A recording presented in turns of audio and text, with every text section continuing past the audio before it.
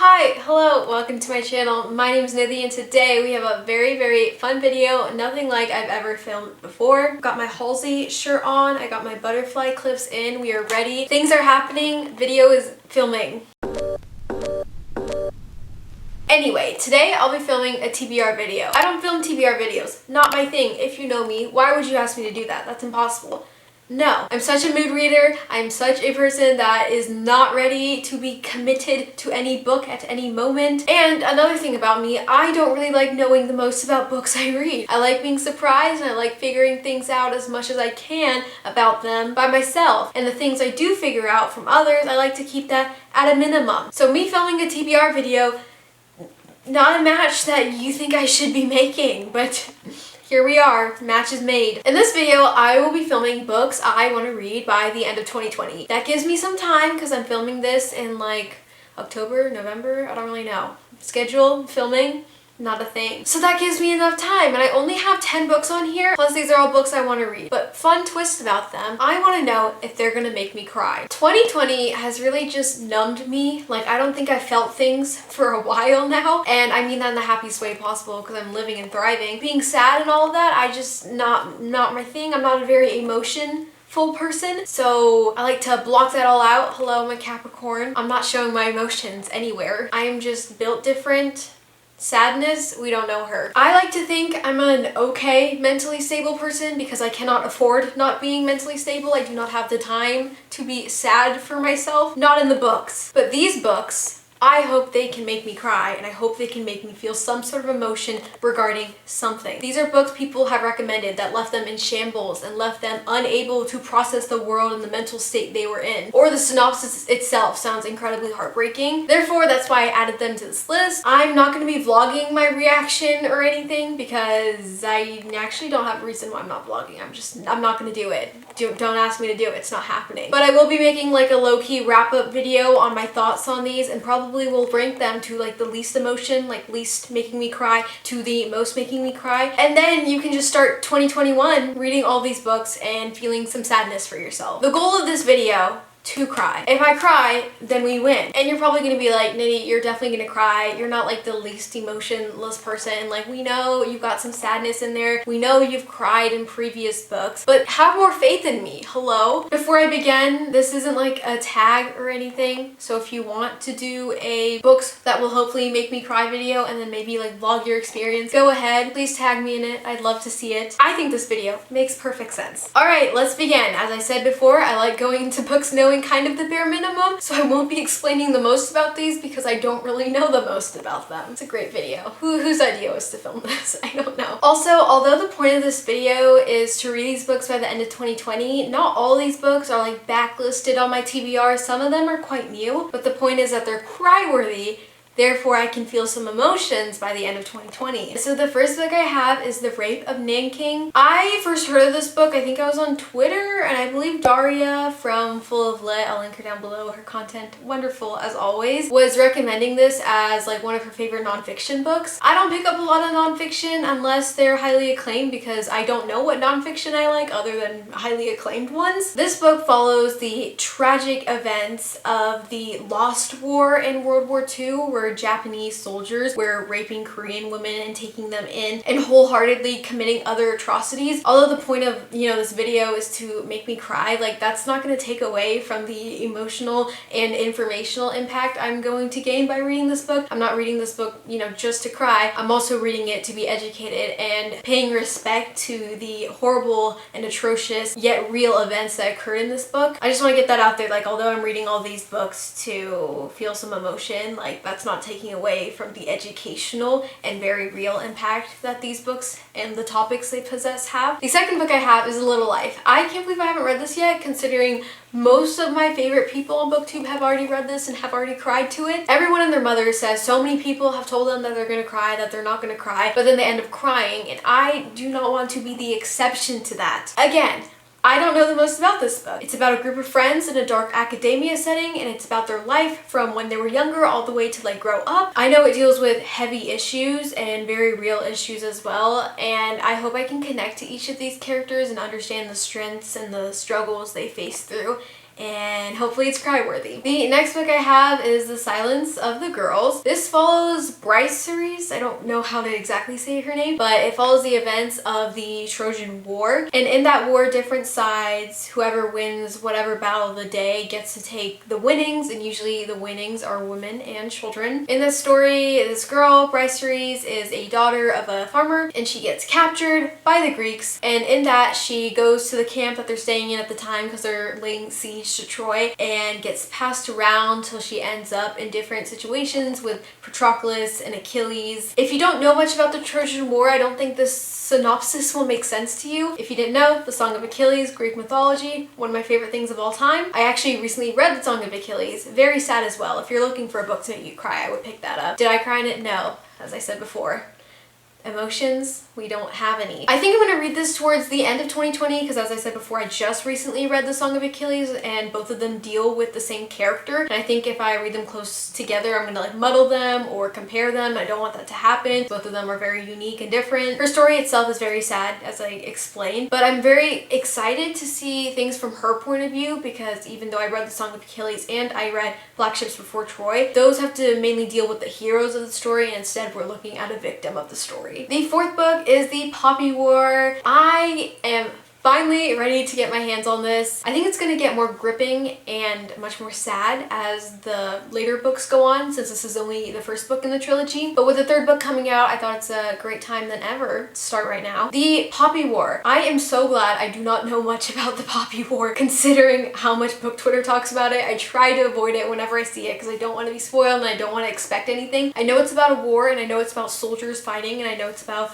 a relationship that develops, but I don't really know if it's a friendship or like an actual relationship. I also know it deals with very real themes and symbolism that has to do with Asian wars fought in the past. So although this book is a very emotional read, it's also a very real and informative read about the influence of the war on this story. I hope I fall in love with the characters. I mean, everyone who's read it has not stopped raving about it. I think I'm gonna love it. Like, I think I am. And plus the author, she sounds like an absolute gem. She wrote this when she was like very young, I remember reading somewhere, and then she's also like very qualified herself, graduating in like some top schools. I don't remember the exact school, but it's always refreshing to see people love a book and then love an author just as much. The fifth book I have, which is actually multiple books, is the Nana manga. Nana is a manga series that came out in the early 2000s, and then there was an anime based off of it. My friend Rebecca, who is like the anime queen, she recommends me all my favorite animes, and she recommended me Attack on Titan, which is like my favorite anime of all time. We'll be talking about that soon. I just love it so much. Oh my gosh, Attack on Titan,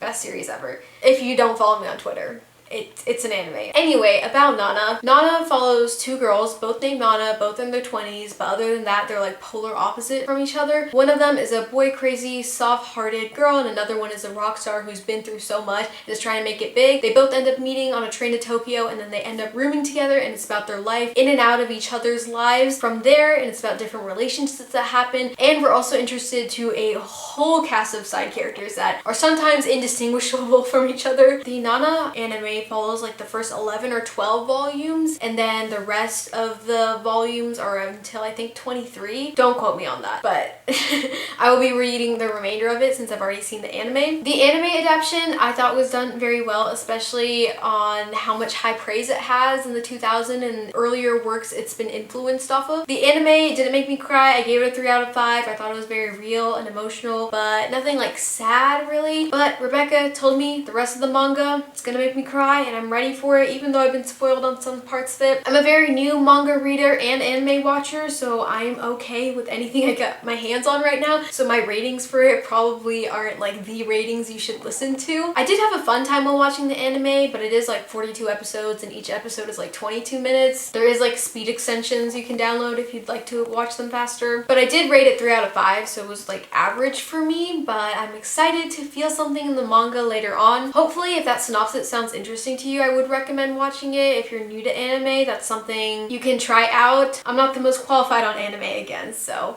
If it's interesting, I would recommend watching it, considering it's been so popular and anybody who watches anime has probably already seen it. The sixth book I have is The Invisible Life of Addie LaRue by my queen, my one and only Victoria Schwab. I have read almost all of Victoria Schwab's work. I'm getting around to reading the archive series, but it hasn't ended, so I'm a bit scared. Other than that, I picked up, you know, the rest of her works. So it's about time I read her standalone, and she's been writing it for like about 10 years, and it's like her hardest book yet, and I've been following her, you know, on all her accounts, and it seems like she's been going through something to get this book out. I've heard very, very mixed things about it. You either love it or you're like, why did I even decide to pick this up? I think if you go into this book hoping the story is a romance, then you're going to be disappointed, but we all know Victoria Schwab does not deliver to the level I want her to on the romances she writes. The Invisible Life of Addie LaRue follows Addie, I believe.